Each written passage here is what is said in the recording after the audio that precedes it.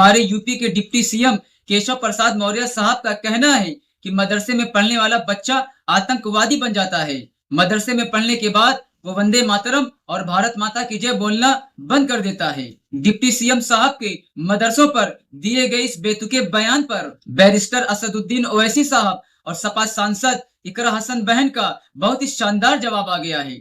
आप खुद इन दोनों का जवाब सुने, आपकी हंसी छोड़ देगी। मैंने इस पहले भी कहा है और आज भी इस बात को दोहरा रहा हूँ, ये मदरसी शिक्षा निश्चित तौर से जो भी प्राप्त करता है वो भारत माता की जय नहीं बोलता, वो वंदे मातरम गान नहीं करता और उसकी मानसिकता जैसे किसी आतंकवादी की होती है उस प्रकार की बन जाती है। सवाल उठाया ये कहते हुए कि मदरसा में जो लोग पढ़ते हैं वो किस माइंडसेट के बनते हैं, ये सबको मदरसे से आतंकवादी निकलते हैं। हाँ, ये बोलना आप अल्फाज को चाप के क्यों बोल रहे हैं? लगता है मोहब्बत है क्या कोई? वो दहशतगर्द बोल रहे थे। हाँ, तो ऐसा है ना कि आदमी की जहालत उसके अल्फाज जो जबान से निकलते हैं जाहिर हो जाती है, क्योंकि ये लोग ना इनके जो बुजुर्ग थे वो कभी आज़ादी की लड़ाई में हिस्सा लिए। यही मदरसे थे जिन्होंने 1857 की जंग आज़ादी से पहले भी और उस वक्त भी जिहाद का फतवा दिया था। अल्लामा काफ़ी कौन थे, मुरादाबाद के थे, जो फांसी पर चढ़ गए। उन्होंने जिहाद का फतवा दिया और 3 दिन में फांसी की सज़ा हो गई। पूरे उलमाए कराम को उनको फांसी दे दी गई थी। तो प्रॉब्लम केशव प्रसाद मौर्य की सोच में है, क्योंकि उनकी जो आइडियोलॉजी संघ परिवार से ताल्लुक़ है। संघ परिवार का तो कोई लोग मरा ही नहीं ना जंग आज़ादी की लड़ाई में, उलमाए कराम अपनी जानों को दिए। और इसीलिए उनकी जहालत और उनकी नफरत इस्लाम और मुसलमानों के जिक्के आती है। तो उनको चाहिए कि हिस्ट्री पढ़ें, अगर उनको पढ़ना नहीं आता तो किसी से पढ़वा लें और देख लें, उनको समझ में आ जाएगा। और मैं कंडेम करता हूं, मदरसों से दुश्मनी क्यों है आपको? आर्टिकल 25, आर्टिकल 26, आर्टिकल 29, आर्टिकल 14 क्या कहता है?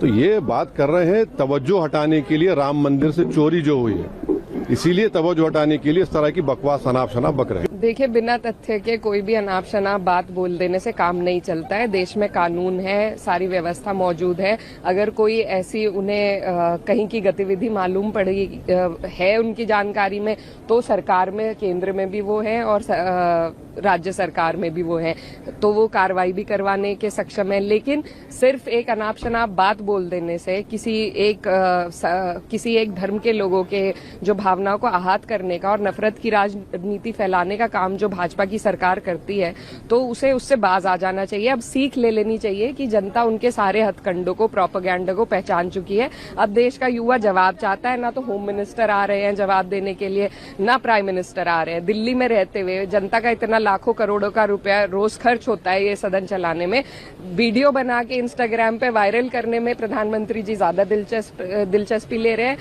ना कि सदन में आके अपनी जिम्मेदारियों को कबूल करके जनता जो सांसद है, जो विपक्ष है, उसकी बातों का जवाब देके एक संवाद स्थापित करने की जो उनकी जिम्मेदारी है उससे बच रहे हैं। और आखिरी में मेरा जवाब भी सुन लीजिए। मदरसे में पढ़ने के बाद मुसलमान भारत माता की जय और वंदे मातरम बोलना इसलिए छोड़ देता है कि मदरसे में पढ़ने के बाद मुसलमान को ये ज्ञान और इल्म हो जाता है कि सबकी इबादत नहीं करनी है, सिर्फ रब की इबादत करनी है। मखलूक की इबादत नहीं करनी है, खालिक की इबादत करनी है। चीजों की इबादत नहीं करनी है, बल्कि चीजों को बनाने वाले की इबादत करनी है। इसलिए मुसलमान आप लोगों की तरह सबकी इबादत नहीं करता, सिर्फ रब की इबादत करता है। हम दुनिया के मुसलमान अपने अल्लाह के बाद इस कायनात में सबसे ज्यादा अगर किसी से मोहब्बत करते हैं तो इस कायनात के सरदार इमामुल अंबिया, फखरे रसूल, दानाए सुबुल जनाब मोहम्मद रसूलुल्लाह सल्लल्लाहु अलैहि वसल्लम से करते हैं। इसके बावजूद भी हम अपने नबी की भी इबादत नहीं करते। हम अपने नबी से मोहब्बत करते हैं, इबादत सिर्फ अल्लाह की करते हैं। ठीक वैसे ही हम अपने देश से मोहब्बत करते हैं, लेकिन इबादत सिर्फ अल्लाह की करते हैं। इतनी सी छोटी सी बात आप लोगों के समझ में ही नहीं आ रहा है। यह सब कुछ जानने के बावजूद आप सब देश के मुसलमानों से जबरदस्ती वंदे मातरम और भारत माता की जय बुलवाना चाह रहे हैं, जो कि देश का मुसलमान इसके लिए कभी तैयार नहीं होगा। देश का मुसलमान मर जाएगा, लेकिन अल्लाह के साथ किसी को शरीक नहीं करेगा।